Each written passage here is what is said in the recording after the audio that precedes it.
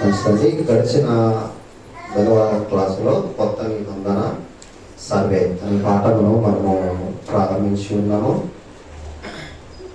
ఆ పాఠంలో గతంలో మనం దేని గురించి మాట్లాడాం? కొత్త నిబంధన సర్వేలో రాసుకున్న వారంటే ఒక్కసారి అట్లా మళ్ళా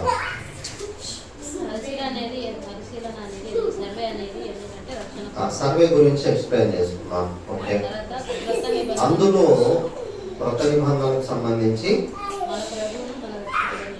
మన ప్రభువును మన రక్షకుడునైన యేసుక్రీస్తుని గురించిన కొత్త నిబంధన గ్రంథము, ఇంకా మత్తయి సువార్త గురించి, మార్కు సువార్త గురించి, లూకా సువార్త గురించి, యోహాను సువార్త గురించి, ఇవి ఎవరికి రాయబడ్డాయి, ఇవి ఏమి సందేశం ఇస్తున్నాయి, మనకి ఏం తెలియపరుస్తున్నాయి అంటే యూదులకు ఏం తెలియపరుస్తాయి, రోమేలకు ఏం తెలియపరుస్తుంది, సర్వ మానవాళికి ఏం తెలియపరుస్తుంది, సర్వ జీవకోటికి ఏం తెలియపరుస్తుంది అనే దాని గురించి మనం మాట్లాడుకున్నాం.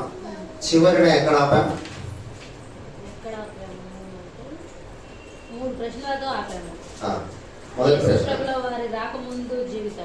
యేసు ప్రభుల వారి భూమి మీదకి శరీరధారిగా రాకముందు జీవితము, వచ్చిన తర్వాత జీవితము, వచ్చి వెళ్ళిన తర్వాత జీవితం. ఇది చెప్పాలి. ఇది చెప్పడానికి ముందు, అంతకు ముందే నేను ఒక ప్రశ్న వేస్తున్నాను. దానికి మన సమాధానం చెప్తారు. లాస్ట్లో నన్ను అడగండి అన్నారు. నేను అడగలేదు, మీరు అడగలేదు, నేను చెప్పలేదు. ఈ పాఠంలో భాగమే, అది కూడా సర్వేలో భాగమే.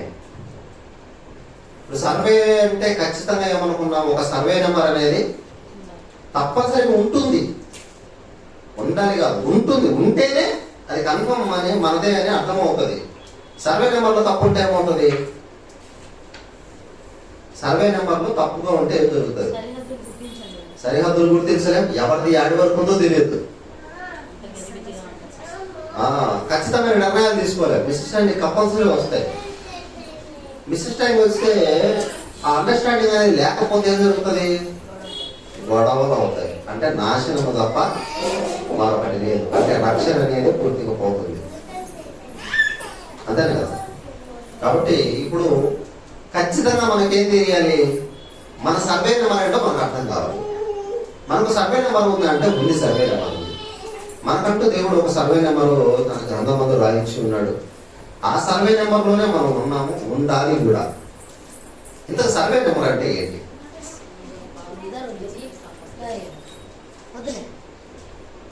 సర్వే నెంబర్ అంటే ఏంటి?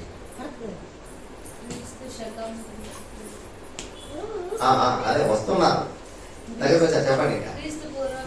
క్రీస్తు పూర్వం, క్రీస్తు శతం, ప్రజెంట్.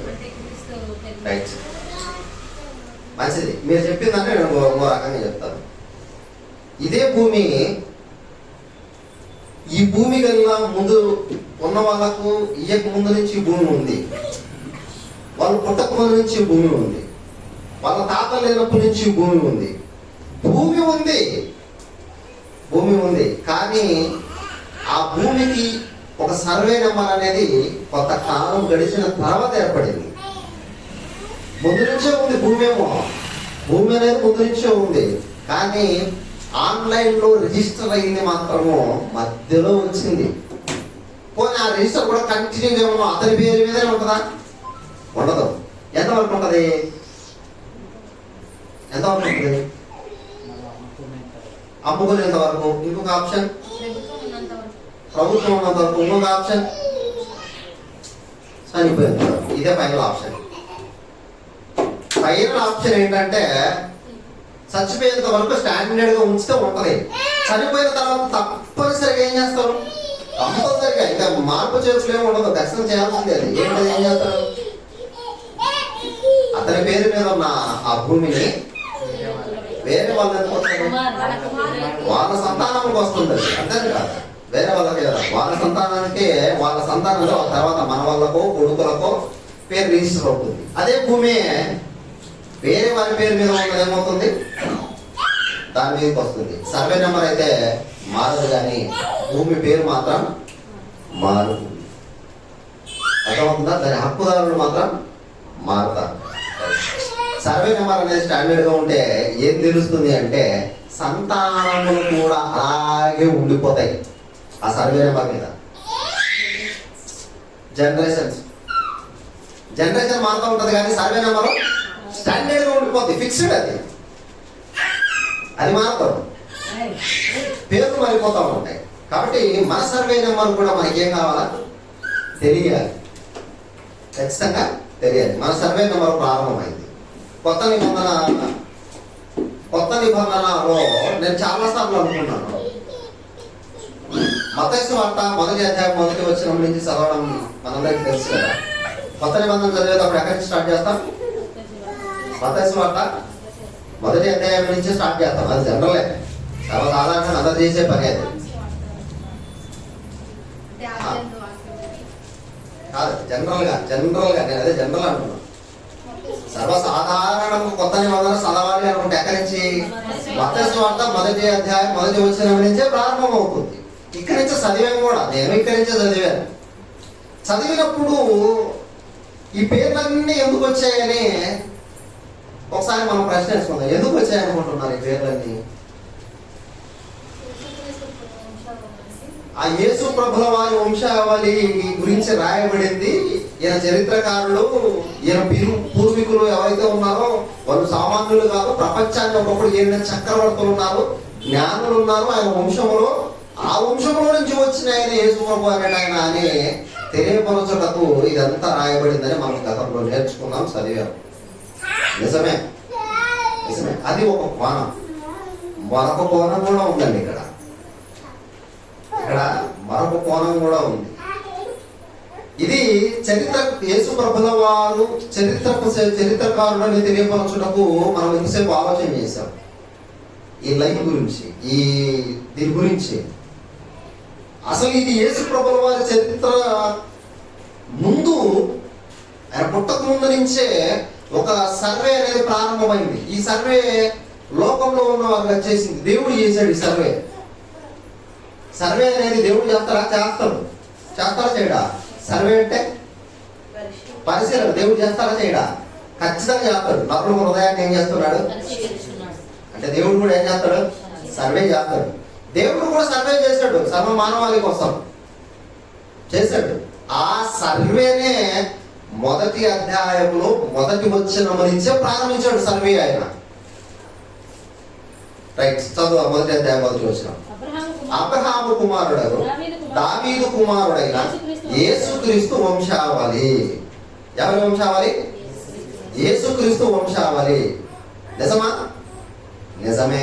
ఇప్పుడు 17వ వచనంలో చూద్దాం. ఇదంతా మనం ఆల్రెడీ పేర్లు అన్నీ చూసుకున్నాం కదా. 17వ వచనం చూద్దాం. మనం లెక్క జాగ్రత్తగా వేయాలి. లెక్క తప్పిందంటే మన సర్వే నెంబర్ అర్థం కాదు. ఇట్లు ఎవరి నుంచి? అబ్రహాము మొదలుకొని దావీదు వరకు తరములన్నీ. అబ్రహాము నుంచి దావీదు గారి వరకు ఎన్ని తరాలు? 14 తరాలు. రాసుకోండి, 14.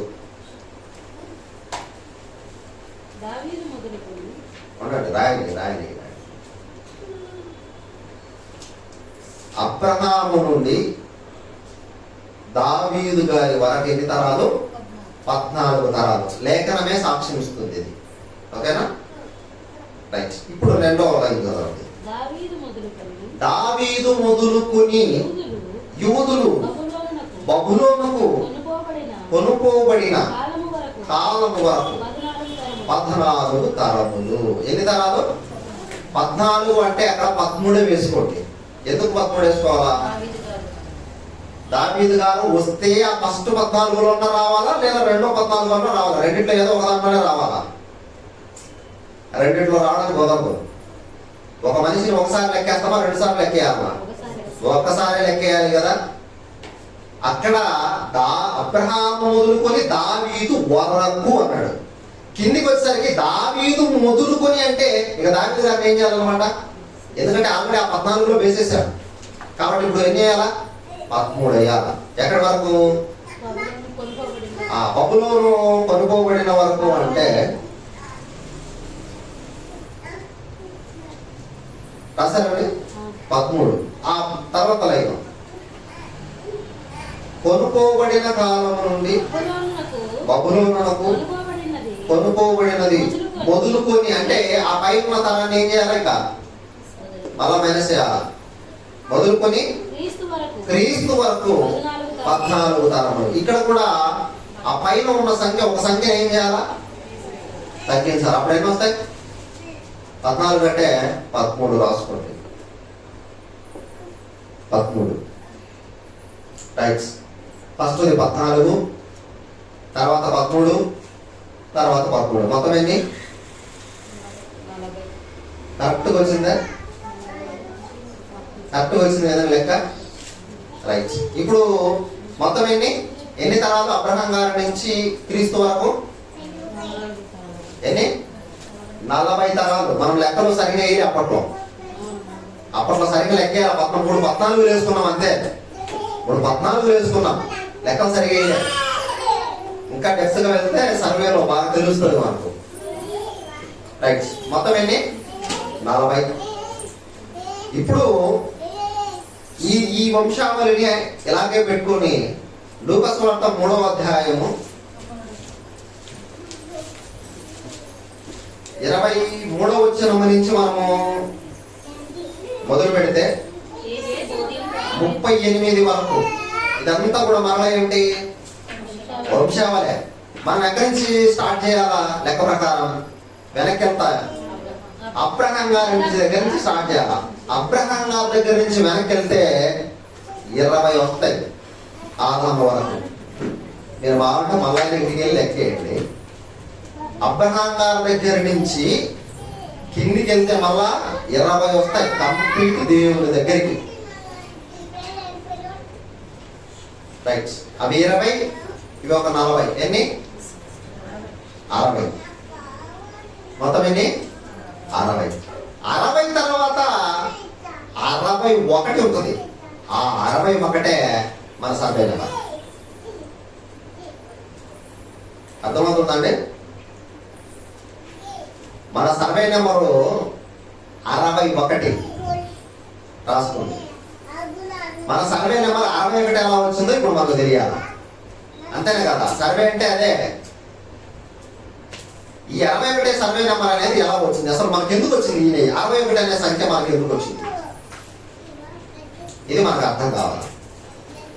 దేవుడు ఆదాం గారితో మొదలు పెట్టాడు సర్వే చేయడం.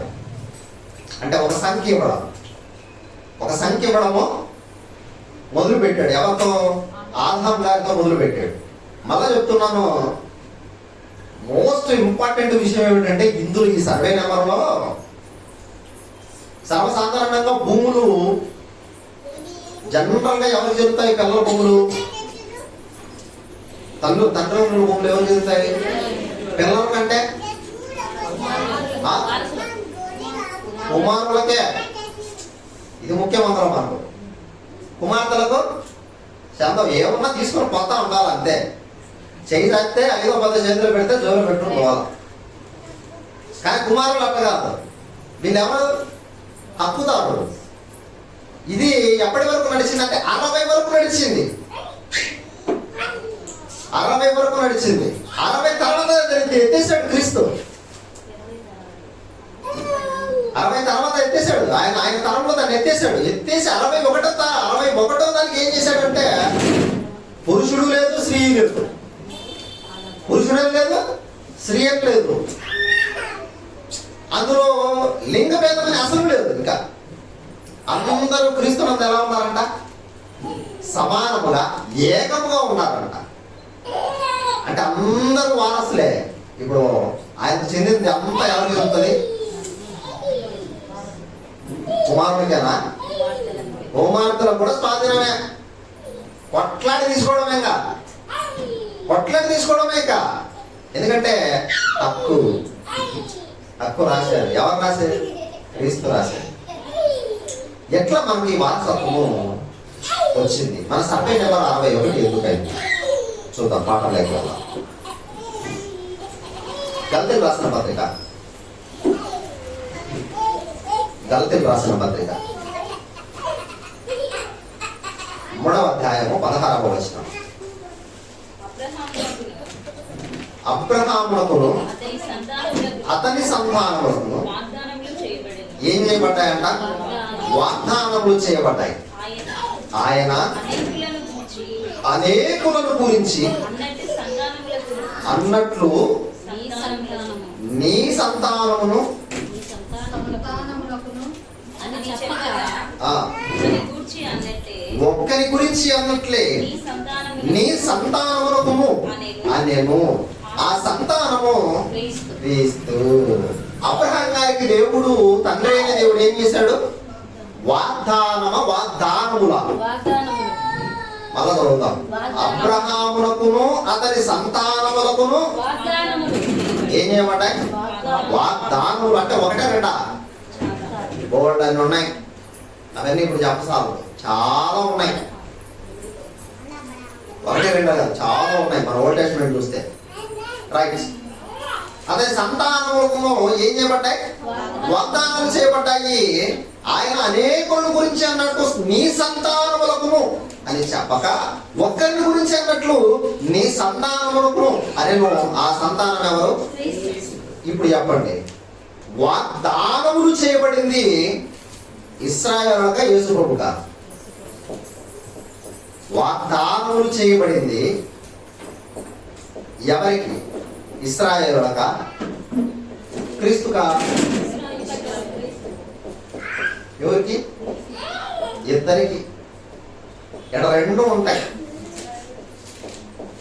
ఒకరికి కాదు, ఇద్దరికి చేయబడ్డాయి. క్రీస్తు ఎవరి సంతానం? అంతేనా కదా? క్రీస్తు ఎవరి సంతానం? అబ్రహాం గారి సంతానమే కదా. ఆ వంశంలో నుంచి వచ్చినాయనే కదా. ఆ లైనే కదా ఇదంతా కూడా.